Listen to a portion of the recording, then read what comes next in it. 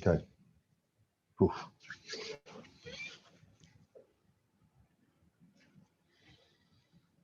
All right. Hello, everyone. My name is Jason Tozier, go by JT, and I'm here with Jay Ashman. Jay Ashman is a former skinhead and neo-Nazi. I'd like to welcome him. Thank you for coming to this conversation tonight. Thank you for having Could me. you talk a little bit about who you are, where you're from? Well, my name is Jay, obviously, as you said, and I am from Reading, Pennsylvania, originally. Moved to New York City, Cleveland, Oklahoma City, and now I'm in Kansas City. I own a gym called Kansas City Barbell. I'm sorry, what was the name of your gym, Jay? Kansas City Barbell.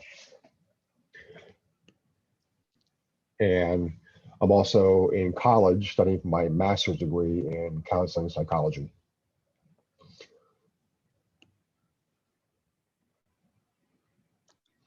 And I'm curious why you picked counseling and psychology. Well, trying to think, how can I, well, there's a lot of broken men out there. And yeah. 1 second. Yeah, I was one of them. And it'd be nice to actually help other men not be the way I was and actually be able to lead better lives away from, their upbringing, societal conditioning, expectations, self-made prisons, so to speak. Men, as we get older, we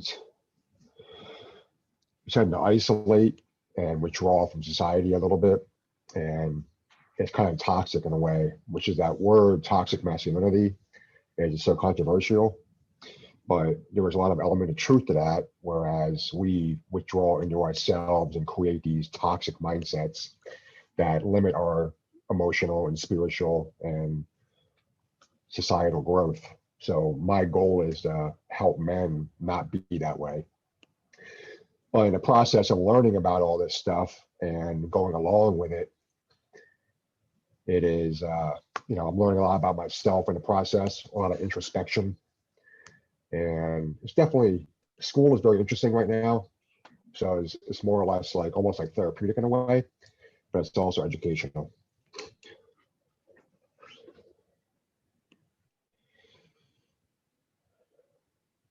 Yeah, wow. That's such a great step for you to do that introspection and the unpacking. And that's a courageous process. It takes a brave person to do that. So I wish you well in your continued work. Thank you. Thank you. And you were born deaf, is that correct? I was born with a severe hearing impairment. In fact, I have my hearing aids right here. So I am, I would say 65% hearing loss in high frequencies.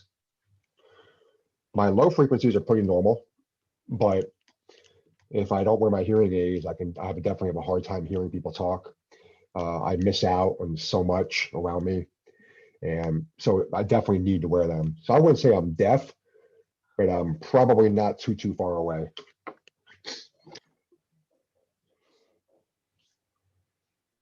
There's nothing wrong with calling yourself deaf. It's a beautiful word. It's a beautiful identity. I grew up struggling with my identity myself, so I totally understand where you're coming from. Yes. So that'll be an important part of your process too, is unpacking your identity as a deaf person. And another question, kind of off the wall. I'm curious why you never learned ASL growing up. Never actually needed it. I could read lips very well.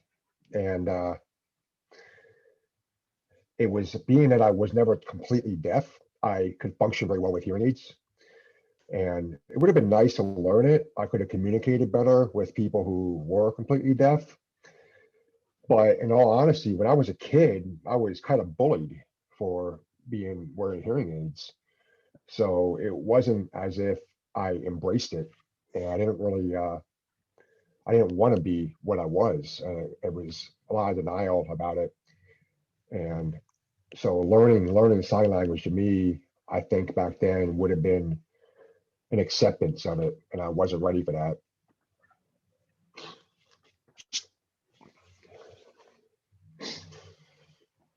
Yeah, absolutely. Give yourself time. And if you're interested, there's tons of resources out there, books and videos and classes. So Yeah, I definitely. understand I'm a shit. and I understand the I'm bullying def too. I was bullied as well. I know a lot of people who are deaf and who wear hearing aids experience the same bullying. Yeah, it's pretty common, unfortunately. I've seen it happen in my school when I was a kid. In grade school, we had like 10 to 12 deaf kids in my school that had their own classroom. And I distinctly remember people would walk by them and like mouth words, but not actually talk. They did it to me too. And they were just like, it's like a very mean spirited bullying. And, it's kind of hard to see that happen to people.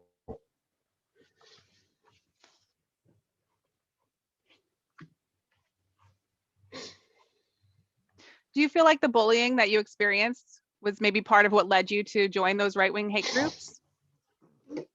I think it definitely had a part. I had to fight a lot as a kid. I mean, growing up in the middle of a city, and if you don't defend yourself, you're not exactly going to have a fun childhood. So it was a lot of violence, honestly, and a lot of anger at not being accepted. I constantly wanted to be accepted by people. And although I was a very good athlete, I was a good student. I was a boy next door. I was a handsome kid. I didn't look weird. I was a normal kid, except for being these big hearing aids in my ears. And the one thing that they can pick on, they would. And then it became a situation where it was just nothing but I was angry. I mean, and it carried over for a lot of my life.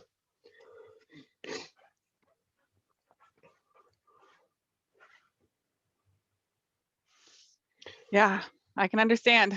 I went through a lot of those similar experiences growing up and saw a lot of those similar experiences. I grew up in a small town in Washington and experienced a lot of bullying. I have a hearing brother, and I have lots of stories I could tell. I'm sure we share many of the same experiences. Oh, for sure. So I know you talked about seeing a lot of violence and hate and fear. What was there one impetus that led you to leaving that community and those right-wing hate groups? What led you to Well, leave?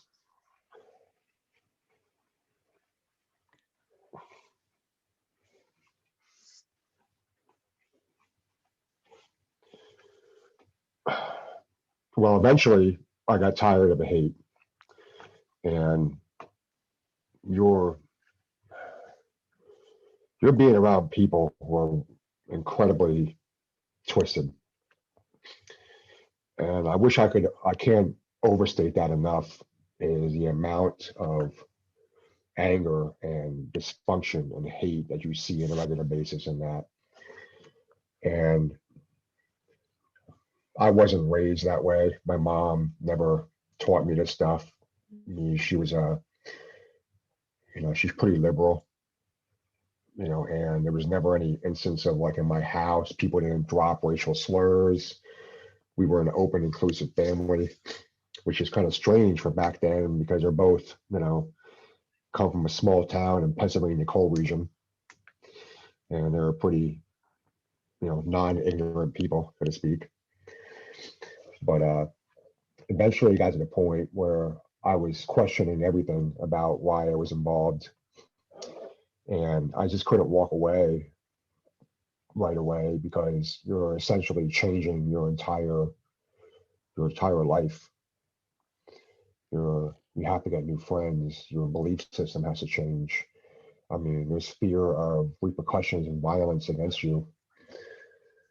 And it got to the point where the story that really pushed me over the edge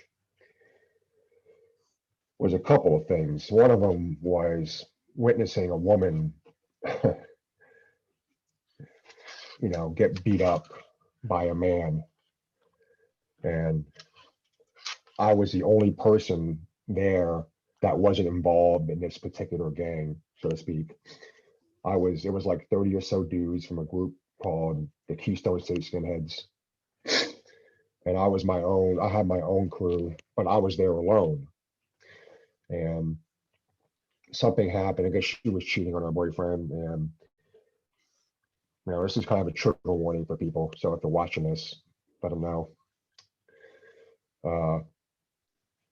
He basically beat the hell out of her in front of everybody. And I'm Sorry, sitting say there that watching. again. Jay, He basically beat the living crap out of her in front of everybody. And I'm watching this and I'm like, I can't jump in because I will get killed. Because I'm the only person in my crew, and there's like 30 or so men there from somebody else, and it's a gang. You can't. So I walked away, and I was physically sick from that.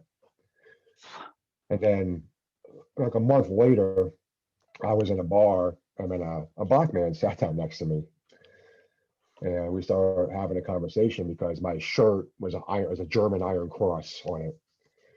And he asked me what that stood for, and I wasn't shy. I told him what it meant. And we had a discussion for a couple hours about, everything: politics, race, sports, life. And then he listened to me and I listened to him. It was cordial. It was everything. It was almost like two friends talking.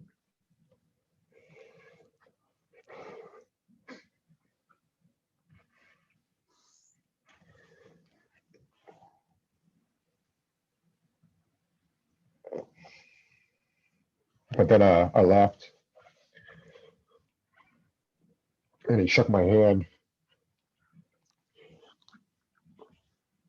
and he said, "You're better than you think you are." So I went home that night, and then next day I didn't go to work. I called off work, and that was a moment I started walking away for good,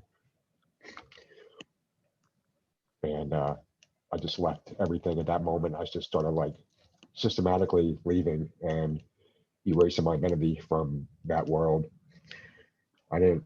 I just left, basically without a trace. I didn't rat anybody out. I didn't ever post online again about it. I mean, it was a process of fixing everything and just changing my whole entire belief structure. I know it's kind of a long story, but it was a couple different moments.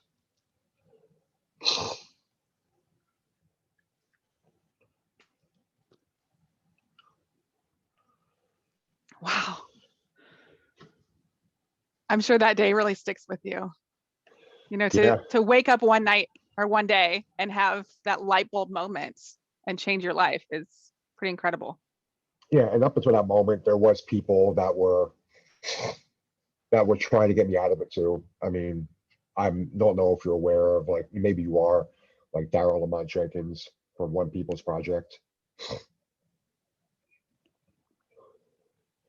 I'm sorry, you said the One People's Project, and what was his name? Daryl Lamont Jenkins. Yeah, Christian knows him pretty well. In fact, that's how Christian and I met. Oh, yeah. I know who you're talking about. Okay. And he's, he used to call me on my phone and talk to me, and he's like, why are you in this group? He's like, you're way smarter than this, you're way better than this. He's like, this is not you.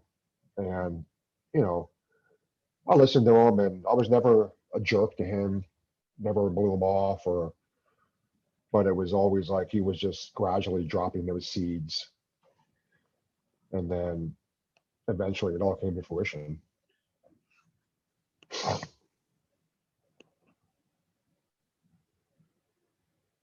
I have Christian's book in front of me right here. Oh yeah. Yeah, he's a good dude, Christian. He's a very good guy. Yeah, good guy and a good book.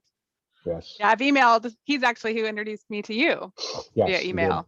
Then he emailed me and he was like, I can't do this. He said, I thought I might have time. And so he said, how about, I suggest you? I'm like, all right, cool.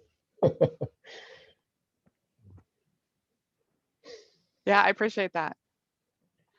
Okay, I've got another question for you. Yes. So I very clearly remember the morning of April 19th, 1995. I was in the middle of a 5-day suspension from high school, the impetus of which was bullying and picking on me for my deafness. And I remember turning on the TV and seeing what happened in Oklahoma City with the bombing of the federal building. I remember seeing pictures that showed the carnage, and I remember the feeling in my gut seeing that. Later on in 2012, I was able to visit Oklahoma City and see Tim McVeigh's, the chaos that he created and what came in its wake. I'm wondering how you felt that day, or how you felt about the Oklahoma City bombing. Well, I mean, I definitely always felt that was beyond reprehensible.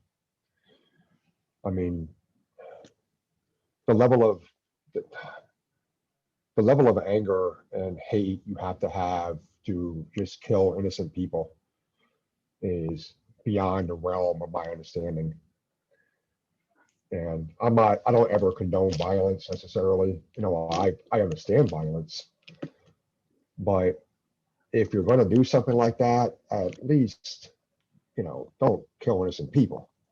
And it was like that level of carnage, just looking at it, all these kids and a daycare and people just going to work. And I mean, it blew me away that actually could happen on American soil. And of course, you know, that was just a harbinger of what's to come with other things like 9/11 and whatnot. But that was just one of those situations that homegrown white supremacist terror was kind of given to the mainstream. And at the time, I didn't really consider it like white supremacist terror. It was more like a guy who was just went off the deep end. You know, I don't know if I was in denial about it necessarily, and you didn't really look at the two and two together. Obviously now I do, because I read a lot more about it since then. But then I was more like, well, this guy, he definitely lost his mind, you know. And everybody, I thought at the time it was more or less blaming the situation in Waco, Texas, as a revenge for Waco, which definitely has something to do with it. But obviously, the Turner Diaries and everything like that played a big role in that too.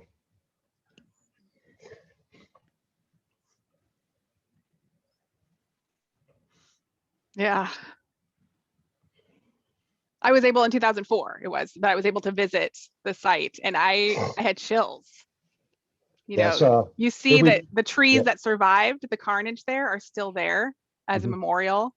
And you're able to go in, and they turn off all the lights, and then you come into this room and everything's lit up and you can see the timeline of what happened. It's very emotional. Yeah. And Like I I said, think they have I've been there 3 a or few 4 times. floors.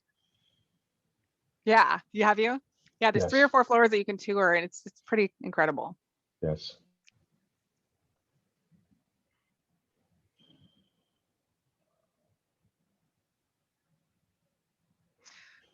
You know, as extremism is growing and becoming more mainstream, and Randy Blazek, who I've had on this program before, who has studied neo-Nazis and hate crimes and Right. extremism, he has said that April 19th, 2021 is going to be another day of carnage, as it's being planned as Patriots Day. Yes. And now there are groups such as those who were there at the insurrection at the Capitol on January 6th, who are now planning for April 21st. He's telling us to buckle our seatbelts and be ready for April 19th, 2021. That right-wing violence that will happen that day could lead to a second civil war. Yeah. I'm curious, and from your perspective, what should we do? How can we plan to be ready to fight against this? Well, I don't really think it'll be a second civil war just yet. I don't know if they don't have mass support across a large part of the population that would make it happen. And obviously, that's not to say we're not going to try, but I don't think they'll get very far. But what'll happen is essentially hopefully nothing will happen. First things first. But honestly, the only thing we can do to prepare is just obviously protect yourselves what you can. I mean, if you see something weird, you notice something strange from people that you kind of an idea of like, hey, this guy is, just keep an eye on him. I'm not saying report somebody because you don't really know. We're us as laymen, we're not trained officers, we're not trained intelligence people. We don't know what to look for exactly and sit there and say, we don't want to call the cops and be like, hey, this person's planning something and we'd be completely wrong. And it makes us look terrible and we make them look terrible too. But it's more like be vigilant, be aware, be there for your community. If something does happen, support each other the best way you can. And obviously, I'm a big proponent of arming yourselves. Make sure you know how to use a gun, because God forbid something does happen. You're gonna have to defend yourself at some point. But I really think that Randy is playing the worst case scenario situation, and that's his job. Honestly, his job is to investigate this stuff. So he's knee deep in a constant barrage of information about these people, and he's supposed to look at that worst case scenario. So I'm going to sit there and say, well, I expect the best, but prepare for the worst.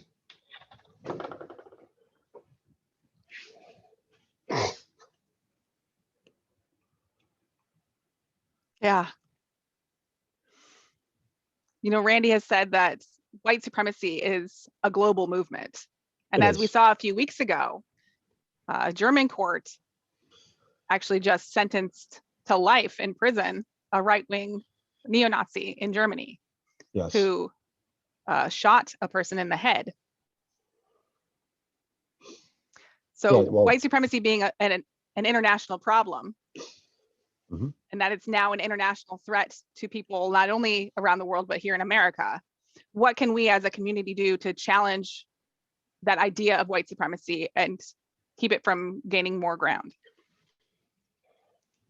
Well, we can ostracize them when we see something like that happen. Ostracize them. Don't let it stand up. And we see when you're hanging out with your family and friends, and if you have a friend that says something like, we as white people, it's our job to stand up through racism. People of color and Jewish people have been doing it for generations, and white people have been notoriously complicit in being silent, because it's like, well, it doesn't affect me directly, I'm not getting involved. Or, hey, it's just different. It's just a different opinion. It's okay. I still love you. And so there's also two sides of the story. If you push somebody away for saying something like that, do you push them further underground and make them more angry?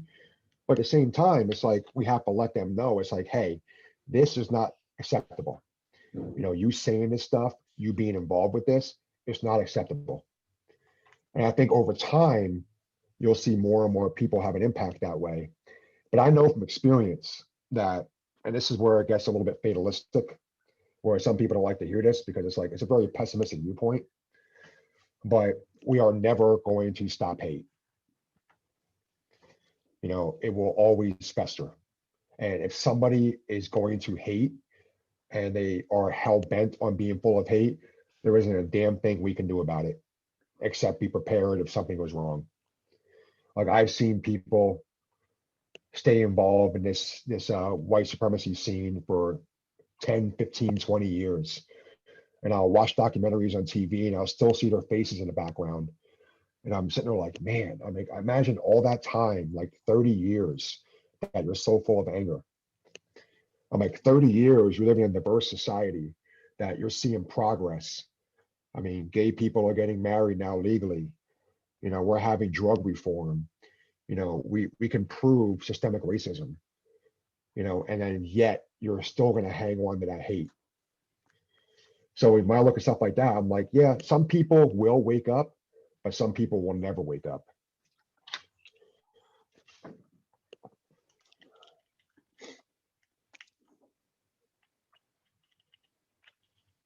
Yeah.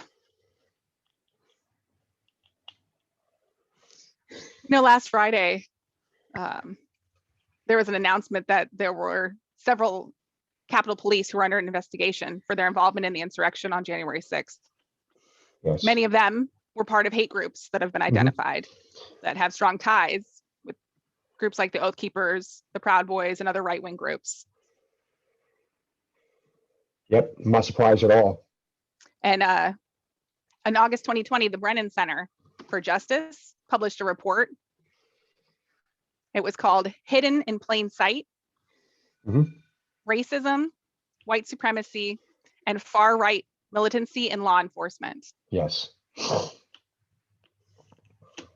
So that was published. I made a vlog about it after that was published. I made a vlog in January of 2021, sharing my concerns about this. And there's a Georgetown University law professor, Vita B. Johnson, who argues that the system can never achieve its purported goal of fairness while white supremacists continue to hide within police departments. Do you agree true. with that, that they're part of the domestic terrorism? Dude, 100% true, 100% true. And that they are part of why fascism is allowed to continue? 100% true. And that it feeds Trump's ego? And why is that it's continue to allow to fester and be part of our system? Well, what happens is this. First of all, I can tell you from experience when I used to run meetings in North Jersey, and we had New York City cops coming to meetings. I know many cops who were racist, and I know the culture of the police force is incredibly racist and fascist-like. Now, this is where it becomes a problem that is going to take a long time to fix. It comes down to education. Okay, in my personal opinion, I think that every cop needs to have a 4-year degree. Communication, psychology, criminal justice, something. Okay, educate them and actually have them sit in a school setting and learn about how to talk to people, how to read people, psychology, communications, criminal justice, about the system itself, what goes into a proper criminal justice system. Okay, that's number one. Number two, there needs to be constant training on the force. You need to have people that come in there and teach them about like diversity. Number two. Number three, we need to stop sending police officers to mental health issues. So if somebody has a domestic disturbance where, somebody's a little bit off the rocker as far as like not mentally there completely, don't send a cop, send a social worker. Maybe have the cop there as support or something like that in the car, just in case something goes wrong. We never know. But then it also comes down to is you have to have a better psychological screening. Because you have too many cops on the police force on the job who are absolute loose cannons. And they develop these, a lot of them become cops because they want that feeling of power. And fascism is essentially power. It's the power of the ruling class. And law and order is all fascism. So it ties into that worldview and that mindset rather easily. And then of course, when they're a cop, you deal with some really screwed up people. I mean, criminals, you're seeing people who killed kids, people who beat their wives. So when you see stuff like that, and it's what I got before earlier about men being toxic, is that there has to be a mandatory counseling session.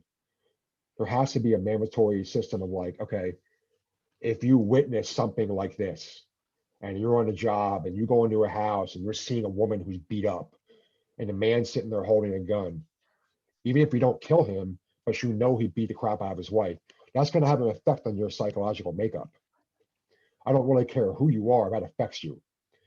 They need to get those people into counseling and talk to people, and have to be mandatory. This all takes time, it all takes money, and it all takes the guts of local mayors, local police chiefs to implement this into action. And I believe this strongly. And I believe it would help to start change the culture of the police force dramatically. And eventually we will weed out, white supremacist stuff.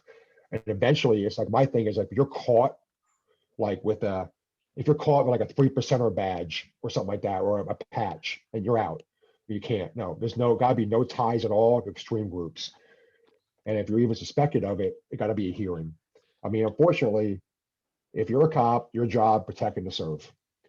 You're dealing with people, you're carrying guns, and in some ways you're above the law. You need to be treated differently than the rest of the population because you have so much power in your hand that you could kill people and get away with it. And they do. So it has to be a different set of standards.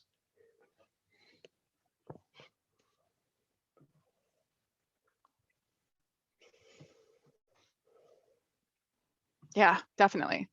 All right, last question I have for you.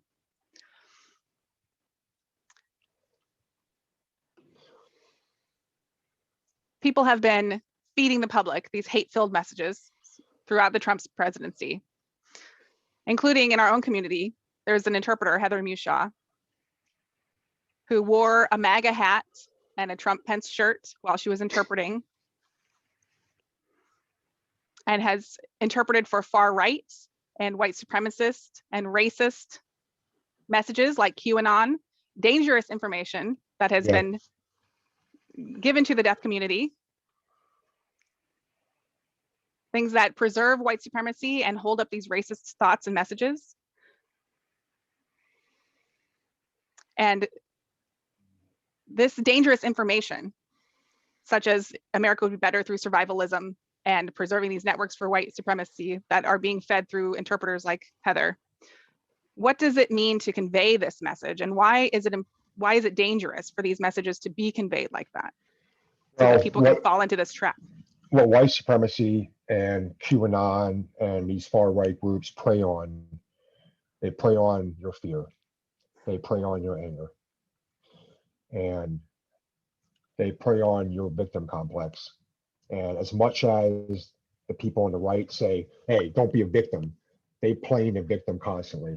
Like, hey, the reason why we can't get ahead is because of affirmative action. So this is where a multi-coalition of ethnicities and races have to work together and really help reinforce the idea that we can never erase the message that they're talking about, because we do have free speech in this country. And for better or for worse, it's going to happen. It's going to stay that way. You know, so it's a price to pay with free speech. There really is. But what we can do is show them, like, hey, just because they want to be treated better doesn't mean that you're getting treated worse. So the danger of these messages is they know what they're doing. They're preying on people who are angry, and they know exactly what they're doing. Like, you can go online in the echo chamber of right-wing news sources, and all the headlines and the articles are basically, you know, anti-liberal, anti, you know, hate crime laws. Like, oh, why do you need to have healthcare for people? Blah blah blah. Stand on your own 2 feet.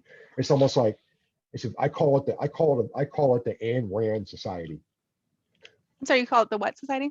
You know, Atlas Shrugged, Ayn Rand. Where it's like the ultimate and selfish individualism. It's like, I got mine, you got to get yours. Oh, but if you want to get a piece of the pie, that's socialism. And they've been taught for all these years that, you know, equity is bad. So when they start seeing stuff like that happen, white people think, wow, we're taking away from me and giving to somebody else. And it's like, no, it's not really the case. You know, we're just sharing it around to make sure everybody has a fair, equal opportunity. So the messaging that they put out is basically preying into that fear. It's preying into that insecurity. And that's why it's so dangerous, because it's basically, it's organized propaganda. It's like what Joseph Goebbels did in Nazi Germany. It was all propaganda. It's like what the U.S. Army does when they drop pamphlets on different countries in the world after they bomb them. It's all propaganda. It's all meant to make you feel a certain way. You know, psychologists and people who do this for a living write that stuff, basically. And they know exactly what to say to tap into your emotional instinct. Because if they can get you emotionally, they're going to get you.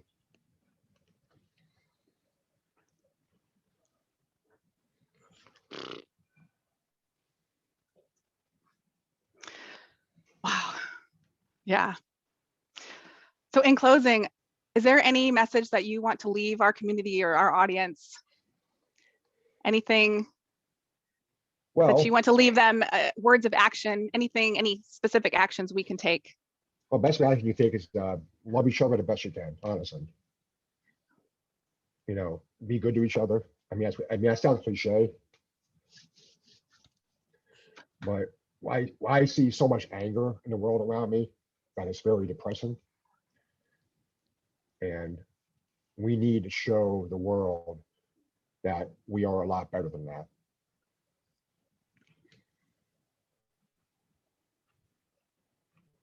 Awesome. Thank Thank you. you so much. Thank you, Jay, for joining us. Thank you.